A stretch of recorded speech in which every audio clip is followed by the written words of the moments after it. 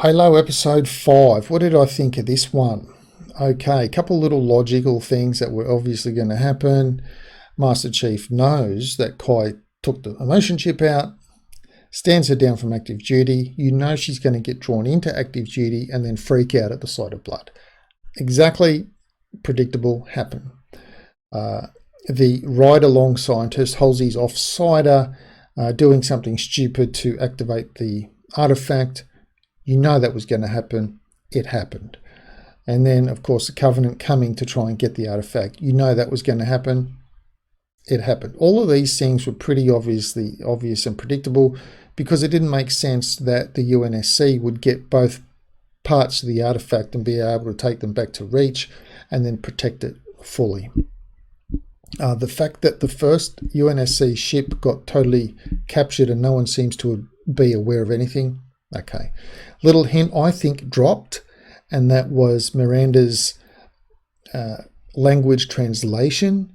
Her father telling her, concentrate on that, don't worry about the artifact, I think is a nice little convenient way, because the Blessed One, which was the girl that got kidnapped by the Covenant, that controlled the worm deeblies and had the really cool fingernail, she got left behind when the Covenant took the artifact.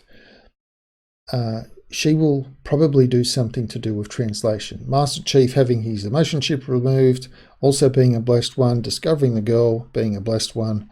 They'll probably have some kind of little something going on, being able to interact one way or another. I'm just guessing on these things. Okay, so in terms of entertainment value, I will put episode 5 behind number 1.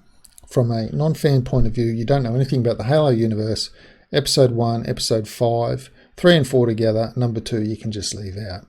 Again, with Kwan's story, don't care. Don't really care what happens to her part of the story. Care about the ex-Spartan, or almost Spartan, that was with her. That was a little bit of a convenient moment too, really, if you think about it. Because he chained her to a bike. She broke the bike, so had the chain attached to her. Buried herself in the ground, trusting he would come back. Now, it was just convenient that when he did come back, he went right up to the bike and had a look at it. And it was also convenient that when where he stood with his back perfectly to where Kwan had buried herself, and that he was instantly deaf at that point, because as she slowly came up out of the ground, he didn't hear any rocks falling or anything in the desert, even though there's no other sounds around. Not like the gyrocopter pilot in Mad Max 2, when he jumped up out of the ground, when Mad Max beat the snake, he did it suddenly. He was like, all of a sudden, haha, I've got you.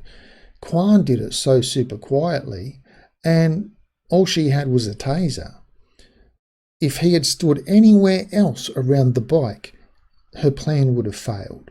So that was one of those little convenient plot elements. It's like, here we go. How long was she waiting under the hot sand in the desert for anyone, to come and see this bike, which she'd wheeled into a ditch as it was anyway. So that was another little convenient sort of element. The other thing that I noticed was that Halsey, Miranda and Kai, in their scenes that they play, they all have big wide eyes. You can see the whites underneath the bottom of the eyes or the top of the eyes. It's almost like they're walking around surprised. They're not necessarily raising their eyebrows, but they're just opening up their eyes wide for all the scenes that they're in.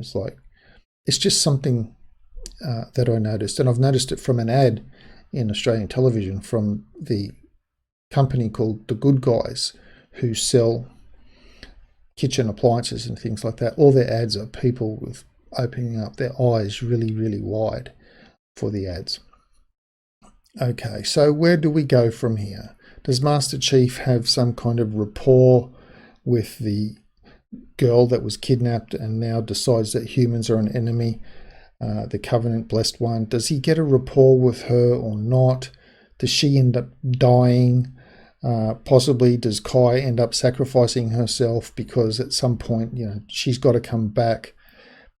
Does she have a change of heart? Does she convince the other Spartans to have a change of heart? Like all this sort of, these are some of the little twists going forward. We know they can't activate the Halo ring because it will destroy everything.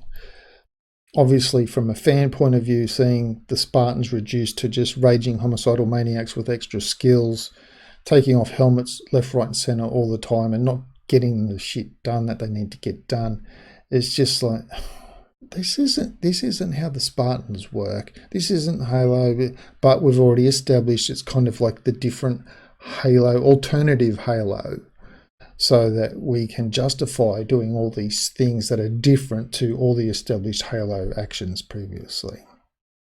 So episode 5, second most entertaining. It does make me a little bit want to know what's going to happen in episode 6. That is, now that they've captured the girl, what's the plan? What's their plan? Because we haven't seen that plan. We've just seen the thing. How much is Master Chief going to remember from, did he get kidnapped by Halsey, or was there something else going on, and so on? So episode 5 was entertaining enough to drag me into seeing what happens in episode 6.